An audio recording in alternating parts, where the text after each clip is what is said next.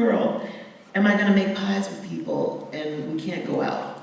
So one day I got up and said, I'm just gonna make a bunch of pies and sit them out on the front porch and people can come and get them. And I put rubber gloves in and take them out to who you want to, especially first responders. And so they did. And then, weeks later, Mr. George Floyd is murdered. And then towards the end of the week, we're put on curfew. And I'm sitting there thinking, what am I gonna do to stay up all night? Because I know some of these young people who are out here and they're not gonna be on curfew. So I sat there, fully clothed, purse next to me, ready to go. Fell asleep about 4:30, about 7:30 a.m. I woke up. Okay, this is gonna be tough. Now what am I gonna do? Around noon it occurred to me, make some pies tonight.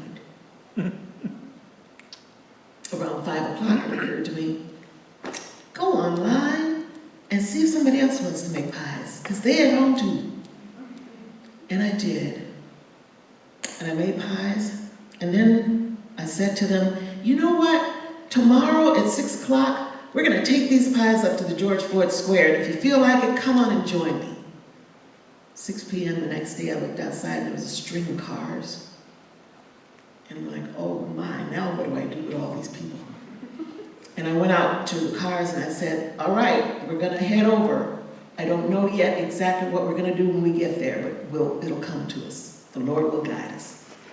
And true enough, somebody discovered in our group, oh, you know what? This volunteer said she'd love to have a pie. And that's what we did. And that's when CNN and Huffington Post and everybody else picked up on that. And it just got us a lot of unsolicited coverage that we certainly weren't expecting. And here we are today. Here we are.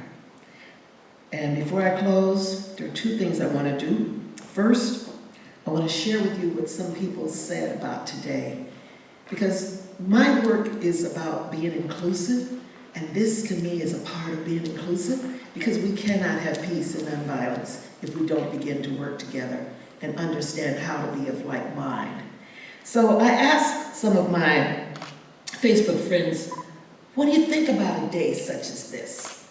So Nancy G, a poet and visual artist in Minneapolis, shared a red feather, a cardinal feather. She placed it on a white crochet. Sharon M. from Upper Michigan said, fear is what divides. Gandhi said, the weak can never forgive. Forgiveness is the attitude of the strong. Barb P., an activist in Golden Valley, says, we are trained in violence in the United States, and peaceful thoughts, peaceful words, peaceful actions are not our strong suit. Gandhi was transformational in part because he had transformed his inner life through spiritual practice. Gun violence can and should be legislated, but a lot of where we are is a reflection of what we're trained in. The video games and more.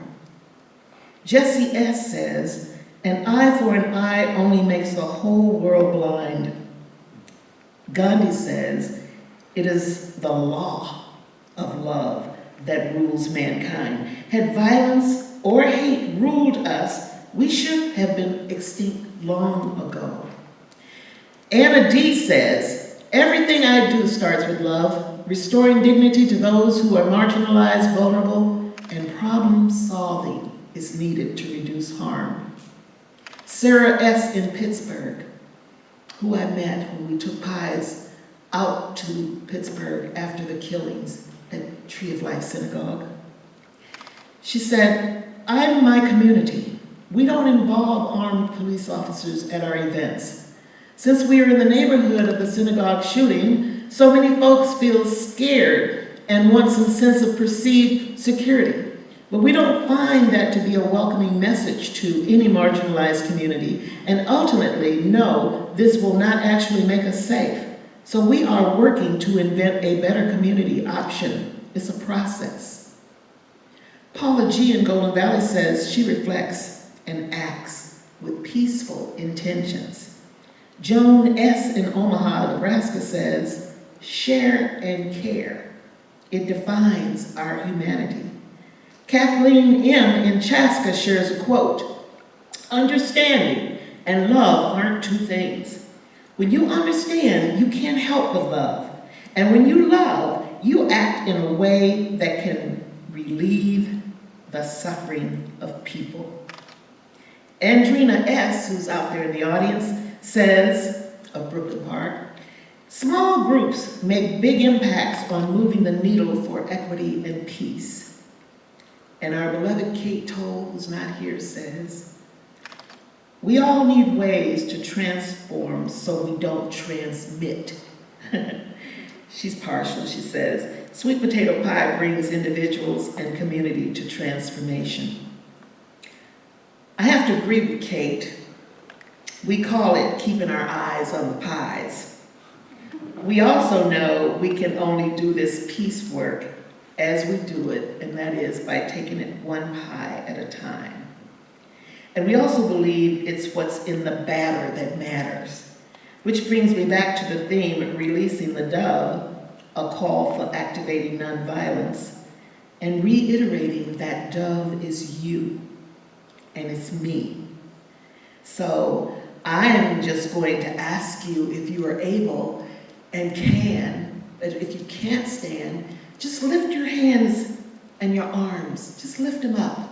Just go ahead and lift them up as though they're your wings and stretch them wide and stretch them high. You can do it. It's all right. And you go about doing that peacefully as you leave this place today, knowing that it is your duty, it is your role.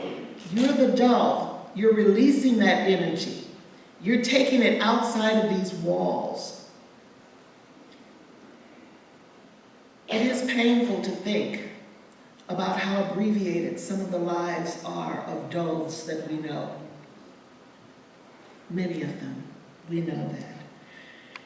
For those of you who are wondering, well, I don't know what to do, I'm not sure. Well, connect with somebody. I watched one of the beautiful women today connect with one of the beautiful women today and said, I'm going to start volunteering with your organization. And if you don't feel that you really understand what volunteering is like and you don't have the time, but you've got the money, write a check, make some donations. But if you don't have the money to make those donations, just start doing something. I didn't call the sweet potato pie, it called me. It called me. Imagine all the people. Imagine if you can. Imagine all the people living life in peace. You may think I'm a dreamer, but I'm not the only one. I know somehow they will all join us, and the world will be as one. Imagine. I'm going to conclude because I didn't just bring this pie as a prop. And because he's the one who invited me, I'm going to ask Mr. Rum to come up and accept it. But the pie